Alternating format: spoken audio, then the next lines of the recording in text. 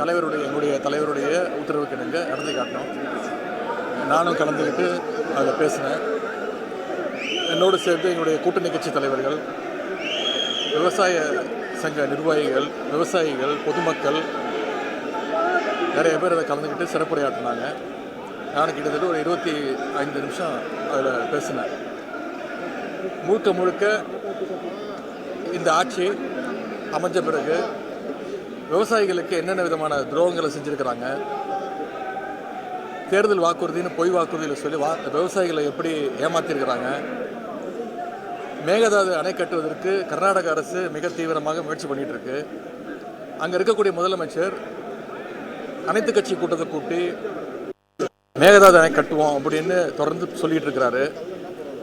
தமிழ்நாட்டுக்கு திறந்து விட வேண்டிய தண்ணியும் திறந்து விடலை. எங்களுடைய தலைவர் முதலமைச்சராக இருக்கும்போது ஒவ்வொரு மாதமும் ஜூன் மாதம் 12ஆம் தேதி மேட்டூர் அணையிலேருந்து தொடர்ச்சியாக, இன்னும் சொல்லப்போனால் சில ஆண்டு ஜூன் 12க்கு முன்னாடியே எங்களுடைய தலைவர் விவசாயிகளுக்காக தண்ணியை திறந்து விட்டுருக்கிறாங்க. ஆனால் 5 வருடங்களுக்கு பிறகு இந்த வருஷம் ஜூன் மாதம் போய் ஜூலை மாதம் போய் இப்போ ஆகஸ்ட் மாதம் வந்துருச்சு. இது வரைக்கும் திறக்கலை. அதற்கான வக்கில்லை. இந்த அரசுக்கு தண்ணியை கேட்டு பெறுவதற்கும் வக்கில்லை. கர்நாடகாவை எதிர்த்து பேசுறதுக்கு வக்கில்லை, தைரியம் இல்லை, தெம்பு இல்லை. எனவே இந்த முதலமைச்சர் இதுக்கெல்லாம் பதில் சொல்ல வேண்டும். சட்டசபையில் பேசும்போது சொன்னேன், அனைத்து கட்சி கூட்டத்தை கூட்டுங்க. இது ஒரு தனிப்பட்ட கட்சியுடைய பிரச்சனை கிடையாது. இது ஒரு நம்ம மாநிலத்துடைய அனைத்து விவசாயிகளுடைய பிரச்சனை. நம்ம அனைவரும் ஒன்றாக சேர்ந்து போராடுவோம், நம்ம ஒத்துமையை காட்டுவோம்னு தொடர்ந்து நான் சொன்னேன். அதற்கும் பதில் சொல்லலை. இதையெல்லாம் நேற்று வலியுறுத்தி, அது மட்டும் இல்லை, ஒவ்வொரு அமைச்சரும் இந்த 3 மாத காலங்களில் என்னென்ன பண்ணிகிட்டு இருக்கிறாங்கன்னு ஆதாரத்தோடு குறிப்பிட்டு பேசினேன். அதற்கெல்லாம் பதில் சொல்கிறதுக்கு தெம்பு இல்லாத, திராணி இல்லாத, வக்கில்லாத ஒரு முதலமைச்சர், ஒரு டம்மி முதலமைச்சர் நமக்கு வாச்சிருக்கிறாரு. அதெல்லாம் விட்டுட்டு நான் பேசாத ஒரு விஷயத்தை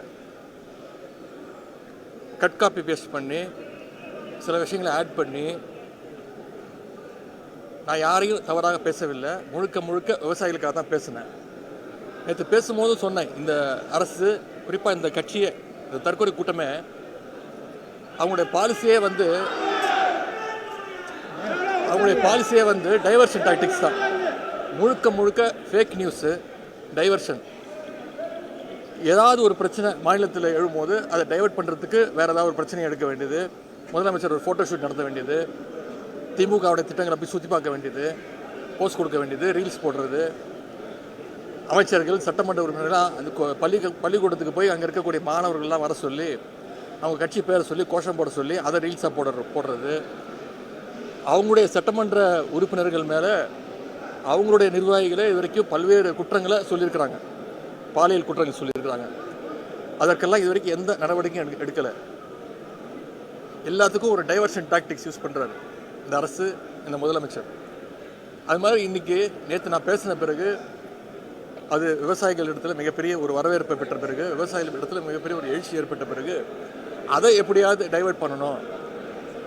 நாளைக்கு சட்டமன்றம் வேறு ஆரம்பிக்கும் போது சட்டமன்றத்தில் நிச்சயம் இந்த டாபிக் பேசுவாங்க, எதிர்கட்சி இந்த பிரச்சனையை எழுப்போம் அப்படின்னு தெரிஞ்சுட்டு அதை முடக்கணும்னு இந்த டைவர்ஷன் டாக்டிக்ஸாக இன்றைக்கி காலையில் நான் பேசாத ஒரு விஷயத்தை பேசுனதா திரிச்சு கட் காப்பி பேஸ்ட் பண்ணி அதை நேஷனல் மீடியா வரைக்கும் கொடுத்து பரவ வச்சு,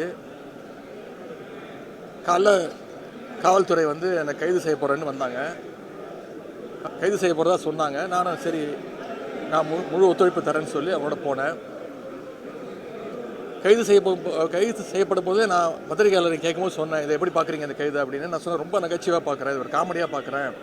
நான் பேசாத ஒரு விஷயத்தை பேசினதாக கதை விட்டு என்னை கைது செய்ய பார்க்குறாங்க, என்னை முடக்க பார்க்குறாங்க, என்னை மிரட்ட பார்க்குறாங்க. இதுக்கெல்லாம் பயப்படக்கூடிய ஆள் நான் கிடையாது. நான் கலைஞர் பேரன், முத்துவேல் கருணாநிதி ஸ்டாலினுடைய பையன், திராவிட முன்னேற்ற கழகத்துடைய உடன்பிறப்பில் ஒருத்தர் நான் இதுக்கெல்லாம் பயப்பட மாட்டோம், நான் ஃபேஸ் பண்ணுறதுக்கு தயாராக இருக்கேன் அப்படின்னு சொன்னேன்.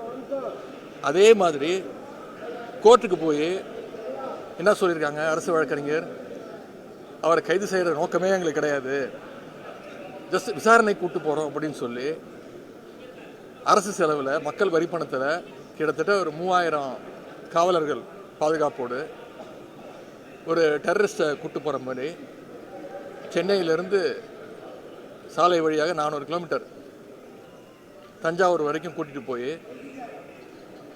எங்களை முறையாக பார்த்துக்கல. தஞ்சாவூர் கூட்டிகிட்டு போனோம். ஆனால் தஞ்சாவூர் கூட்டிகிட்டு போகாமல் நடுவில் செங்கிப்பட்டின்ற ஒரு காவல் நிலையத்தில் இறக்கி அங்கே விசாரணைன்ற பேரில் பல கேள்விகளை கேட்டு இன்னைக்கு அமுச்சு வச்சுருக்கிறாங்க. இதை நாங்கள் சட்டப்படி நிச்சயமாக இதை சந்திப்போம். நான் இந்த நேரத்தில் கூறிக்கொள்ள விரும்புவது, நான் எந்த விதமான ஒரு தவறான எண்ணத்தில் நேற்று பேசவே இல்லை. யாரையும் புண்படுத்தணும், யாரையும் தாழ்த்தி பேசணும், குறிப்பிட்டு சொன்ன பெண்களை தாழ்த்தி பேசணும்னு துளி கூட என்னுடைய மனசில் அது கிடையாது. பிளே ஸ்டோர் மற்றும் ஆப் ஸ்டோரில் இருந்து பாலிமர் செயலியை QR கோடு மூலம் பதிவிறக்கம் செய்யுங்கள். செய்திகளை உடனுக்குடன் பெறுங்கள்.